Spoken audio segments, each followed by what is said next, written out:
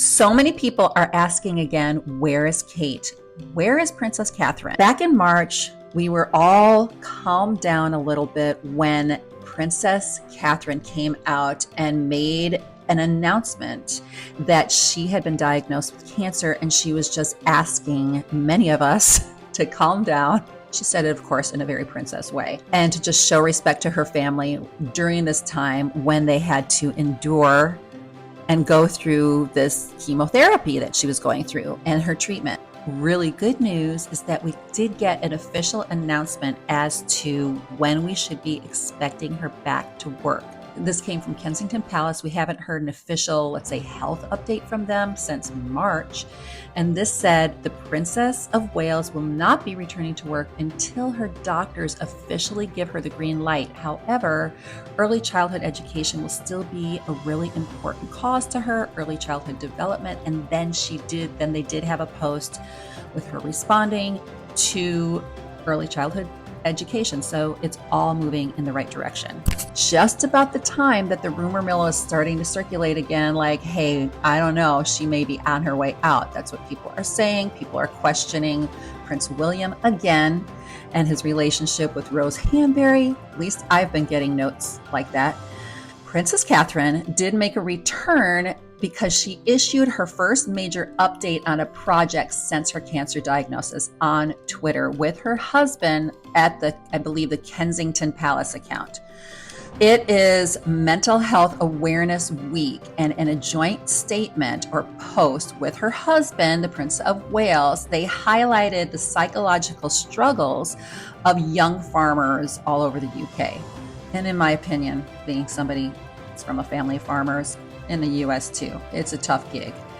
The couple had written on X the following. They said, this hashtag Mental Health Awareness Week, we've brought together the inspirational Sam Stables from We Are Farming Minds and the brilliant Farmer Will for a very special film. They said, spending a day together on Sam's farm in Hereford, they chatted about mental health and the farming community, finding support, and the Duchy of Cornwall's mental health strategy. Now, we don't see the princess in the film, and it is believed that it was produced prior to her sickness, but you can see the full film on YouTube, and they gave it a shout out. As a reminder, the last time we heard her speak was in the video after basically all of us. I'm going to admit, I'm definitely pro-royal, not following along the lines of the conspiracies, but I was getting a little worried about Catherine myself. So seeing her made me feel so much better, made me feel sad to find out about Kate Middleton's cancer diagnosis, but seeing her did kind of solve some things, especially after, let's just admit, the following: the botched Photoshop and the fact that they were saying she was out in public at a store, but in Windsor, but it didn't look like her at all, or William. Sorry, I'm just going to admit, I am the first one to want to be on their side. All of this during a time when King Charles, the reigning monarch for not that long, for just a handful of months, had his own cancer diagnosis. So this was sort of shocking. He is back in the fold. He is out there looking great, mingling with people at tea parties, making appearances, much to Queen Camilla's chagrin. She's like, I don't want him to make these appearances as much.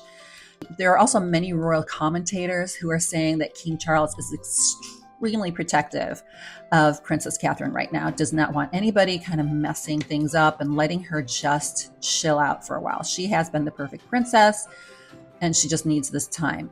But we're going to be missing her at the following events, and I wanted to kind of run through that a little bit. It's just not the same without her. Let's be honest. It's just not the same. Yes, we had Prince Harry and Meghan Markle do sort of this faux pseudo appearance as royals, but not with the blessing of the royal family into Nigeria. No, not the same. So the Trooping of the Color is typically the celebration of the monarch's birthday, but it's in June in London, even though his birthday, I believe, it's in November. Princess Catherine will have to decide whether she's well enough to appear on the balcony with her children. Wouldn't that be something for the Trooping of the Color for King Charles III's birthday parade? It's Saturday, June 15th, and ordinarily Kate would be in a carriage behind them with her children. Now, if she ends up doing that, that would be an amazing thing, but she's not expected. In addition, some of us are saying that if she's not there, it's going to be kind of like, kind of a dull Trooping of the Color. Then there's the Colonel's Review, which was sort of her coming out event as the official colonel of the Irish Guard. And when they put tickets up in March, her name was still on the invitation, but now her name has been erased from any marketing material. So we don't expect her to be there for this. I guess it's sort of a rehearsal, the main event, but the Colonel's Review, they call it. In other words, she comes by and gets to see it. And then there's Wimbledon. She has been a very, very strong supporter of Wimbledon for years. And she's usually at the Grand Slam. And this year it's going to be July 1st and 13th. The 1st and the 14th. We're not expecting to see her at Wimbledon. And so that may be another disappointing thing for many of us, that we don't really expect her to see it. It's very public, and I don't know. For me, I love seeing them when they have these state visits. And there was or is a state visit scheduled for the Emperor and Empress of Japan in June. So there's a state visit. What happens is the senior royals typically come and they're decked to the nine. They look amazing in their gowns, and you get to see, oh my gosh, there's a new Jenny Packham gown, or oh my goodness, what's she wearing now? And then she has a crown, and she just looks so gorgeous. And it's just a very proper and kind of high society event, at least the dinner that they have. We are not expecting to see her there either, which is also going to be a wah, wah, wah. It's not as exciting. And then there's the Royal Ascot. Think Pretty Woman. There was a polka dotted thing she had years ago, and her hat, Diana had one too. And every time during Royal Ascot, there's something about Kate being there, Princess Catherine, the Princess of Wales, being there that, like, she just looks so beautiful. And then she'll kind of make a circle with the carriage waving, and she's just beautiful. And so we do not expect her there. But if she is, it'll be delightful. Everybody will be thrilled. And then the other thing is the Duke of Westminster's wedding on June 7th to Olivia Henson. This is the wedding of the decade. Well, not if you count Prince Harry and Meghan Markle's wedding. Sorry. But it's a very big wedding because he was one of the most eligible bachelors in all of the UK, maybe even in the world. And so his name is Hugh Grosvenor. He's the Duke of Westminster. They are one of the wealthiest families in the UK.